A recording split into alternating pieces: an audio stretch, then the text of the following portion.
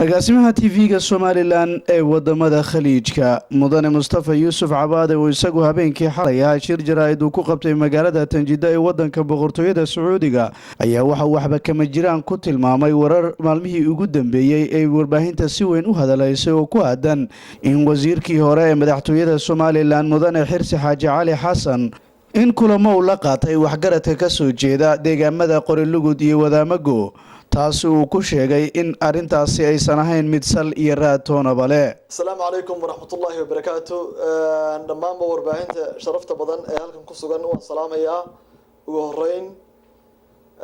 Dhammaanba marka xigtana waxaan salaamayaa guud ahaan ummadda islaamka, ummadda afka Soomaaliya ku hadasha, ummadda reer Somaliland dhammaantiinba. Assalaamu calaykum waraxmatullaahi wabarakaatuh. Intaasi kadib inaan maanta warbaahinta iskugu yeedho waxa igu kalifay war aan sal iyo raad lahayn oo maalmahan aan ku arkay website-dada ilaa shalayto iyo TV-yada oo wax allaala wax ka jira ayna jirin oo sifa ay u socoto aan garanaynin waxyaabaha qaarna ay fiican tahay in laga xishoodo lana tixgeliyo ummadda rabitaankooga. waxa weeye waxaan arkayay wasiirkii hore ee madaxtooyada Mudane Xirsi Xaaji Cali Xasan oo hadeer ku biiray xisbiga mucaaradka inuu yiri waxaan shir ama qada sharaf ii sameeyay deegaamada dadka ka soo jeeda deegaamada Wadaamago iyo Qorilugud ama afka waayana waxba ka dhowrnay beesha Soomaalidu ayaa ii sameeyay qada sharaf ay ugu maamuusayaan iguna taageersan yahay mabda'ayga ah wadani. arrinkaas ayaan daba galay xiriir badan baan sameeyay waxgaradkii beeshaan la hadlay awqaashi waan la hadlay intii ay tiradu ku go'asay iyo beeshii dhammaanba xiriir badan oo aan la sameeyay. arrinkaas wuxuu noqday arrin aan sal iyo raad toona lahayn oo wax ay awqaashu iyo waxgaradka iyo indhagaradka beeshu ay og yihiin oo shaqo iyo shuqul toona ay ku leeyihiin ayna ahayn. wasiir Xirsi wasiirkii hore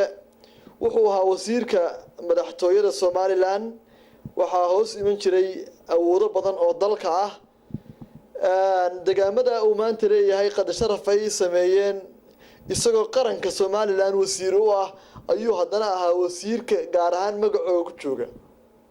Somaliland waa Somaliland iyadoo haddana hoos baa beel loo kala yahay. wasiirkani beel ahaan waxba yaan afka ka dhowrnay beel ahaan ayuu beeshaas deegaamada degta Qorilugud iyo Wadaamago uu u mataliyay waayo raas ahaan ayuu ka soo jeedaa ama beesha Nuux Maxamed oo uu fadhiyay wasiirkoogii ayuu ahaa oo ku mataliyay. deegaamada uu maanta wasiir uu leeyahay Xirsi leeyahay wax way qada sharaf ay sameeyeen oo maxay haydanay waxay ugu taageersan yihiin mabda'ayga wadani. taas waa arrin aan waxba ka jirin. waxaan idinku cadeynayaa waxay dadkaasi ahaayeen dad suuqa laga soo ururiyay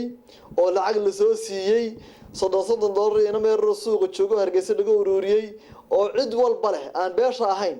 oo cid walba leh laakiin magaca beesha lagu taandeeyay isagoo shirka ka soo qayb galay qof wax garada oo beesha kamid ah oo shirkaasi joogo hebel loo neeyo ma jirto.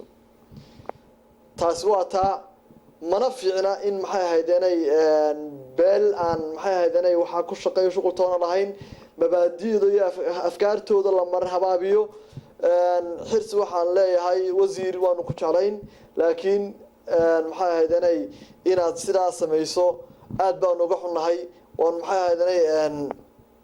waanu kaala haweynin inaad maxay haydanay waxyaabaha qaar ku talaabsato. Xirsow markaad maanta aad leedahay maxay haydanay deegaamadaas ayaa rabitaankayga raba maxaan yaani aad u qabatay inta aad wasiirka ahayd deegaamadaasi kugu xasuustaan? su'aashu waa maya.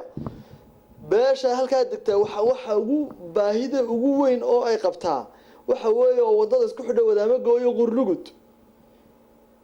muddo 5 sano uu ahaa wasiirka madaxtooyada wadooyinkuna oo sibanayeen 8 jeer baa Xirsi loo iskeeyay oo lagu yiri wuxuu nagala qabo. Xirsi fadhigu ka kacay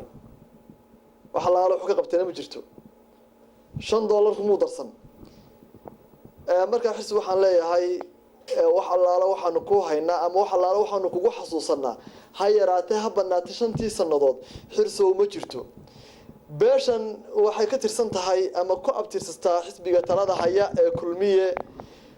waxay idin cadeynaya inay beeshaasi wax shaqo ah iyo shaqo toona ayna ku lahayn xisbiga wadani maalmihii ugu dambeeyay diiwaangelintu socotay waxay yimi saddex xisbiyo way tageen meesha deegaamada uu ka soo jeedo beeshaasi wadaamago ama qurrugud xisbiga talada hayo kulmiye mudane Muuse Biix Cabdiye Maxamed Kaahin iyo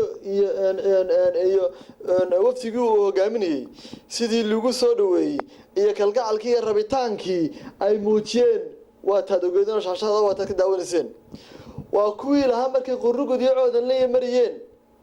hal qof oo nuguma jiro maxay haydana labada xisbi oo kala dalka Soomaaliland waxay ka dhacday meel leeyahay hal qof nuguma dhex jiro waxay ka dhacday qurrugud iyo coodan la wadaamago waa deegaanka beesha xusuleeyahay waxa ka soo wadani way ugu marsa kuugu iman mayna way xirso wadani taasi waa ta xirsi iyo hadalka aan waxba ka jirin ciyaalka yar oo la soo ururiyay oo cid walba lahaa oo hudheelka la keenay oo $30 hargeysa lagu qaybinayay oo macruufka ahayd oo beel walba lahayd reer Soomaaliland beesha magaceega in lagu taandeeyo oo xirsi sidaas sameeyo waanu ka tacsiideynaa taasi waa ta labaad beeshu waxay xisbiga kulmiye way ku qanacsan tahay wayna aaminsan tahay beeshuna waxay leedahay xirsi wasiir bedelay oo ah wasiir Ali Xasan Maxamed Ali Marreexaan beeshan ama deegaankan wuxuu qabtay wax aad u fara badan oo aan soo tiro koobi karaynin Ali isagoo xildhibaana ayaa wuxuu qabtay iyadoo xildhibaano laga soo doortay deegaankaas ay jireen oo ayna waxba ayna u qabanin ayuu Ali isagoo wuxuu qabtay isagoo xildhibaana ayaa wuxuu qabtay degmada Qurlugud inuu geeyo inuu u furo inuu sameeyo school inuu sameeyo inuu baabuurkii degmada maxay ahaydeen qashinka ka qaadiyay baabuurkii booliska kii gudoomiyaha inta uu Ali Marreexaan bixiyay jeebkiisa ka bixiyay isagoo ah hada xildhibaan yani qofku wuxuu ku geysto waa inaad maxay ahaydeen aad cadeysaa marka maxay ahaydeen waxaan leenahay markii uu wasiirka Ali Marreexaan noqday oo degmada wadaamago lagu dhawaaqay wuxuu ahaa shakhsigii ugu horeeyay oo keena gaarigii ugu horeeyay guddoonsiya oo wasiirka maanta beesha weeyay beeshu waxay aaminsan tahay xisbiga kulmiye horna waa aaminsanayd waxay aaminsan tahay wasiirkooda meesha uu yiraahdo maraan la maraya waxa weeye waxaan ka rajaynaynaa Ali oo aan doonaynaa inuu maantana wax nagala qabto oo aan uu nagala qabanayaan insha Allah wadadii aad xirsow 5 sano hor taagnayd oo beeshu baahida ugu weyn ay ka qabto oo ah wadada isku xidhan Qurrugud iyo wadaamago 5 sanaad aad marna odayaasha beenu sheegisay marna beesha beenu sheegisay marna aad fadhiga ka kacisay aad dhagixii la dhigayna bartii aan laga dhaqaajin maanta waxaanu ka rajaynaynaa wasiir Ali Marreexaan oo aan ugu baranay wax qabadka tirabeelka oo uu qabtay deegaamadeeda beeshuna waxay ogtahay markii Ali Marreexaan lagu dhawaaqay wasiirka waa beeshii ugu horeysay ama waa deegaankii ugu horeeyay oo lagu soo hambaliyeeyo in ay taageersan tahay magacaabista wasiir Ali Maxamed Xasan oo ah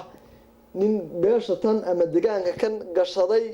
wax qabad tirabeel ah isagoo wasiirku qaranka oo dhan u wasiira oo ummadda oo dhan u wasiira oo dalka oo dhan u dhaxeeya haddana beelaha kale yahooda Ilaahay waa inaga dhigay wasiirkani cidda uu ka soo jeedo iyo beeshu ka soo jeedo wuxuu ka haystaa cod kalsooni leh 100% wuxuuna uga haystaa wax qabad dunida wax qabad bay isku dhaaftay xirsow kuma hayno in aan iskuul adgeysay xirsow kuma hayno macallin aad qortay علينا وحنو هينا وحقبت كاتر بيلكا أو أن متك هين أو لبضة هين أو صدح هين أو أفرت هين أو دمان ببيشو قرصنت هين مركا وحويه بيشو وحي كو أبترستا حسبيقة تلاد هاي كل مية هرانا وموقف كيغا وبيش عدايسي haddii cabdiraxmaan ciro iyo xisbigiisu ay rajo ka qabaan muu tegin qorrugud muu tegin oo wadaagoga kumuu leexanin oo coodan lamuu tegin habeenada iyo maalmaha iyo toddobaadyada wiigaga oo xisbiga kulmiye sidii lagu soo dhaweynay idinkooga markaa beeniraad baan xirsow taasi waa tahay waxba yaanan kusii fogaanin laakiin waxaa shaki madoon ah oo wax lala yaabo ah in ciyaal yaryar lacag inta la siiyo hotel laga soo buuxiyo beel magaceed lagu shaambadeeyo waa mid subxaanallah weeye waanu maxay ahayd beeshaanu ka raali gelinaa ummadda Soomaaliland baan u sheegnaa inayna wax allaale wax ka jira ahayn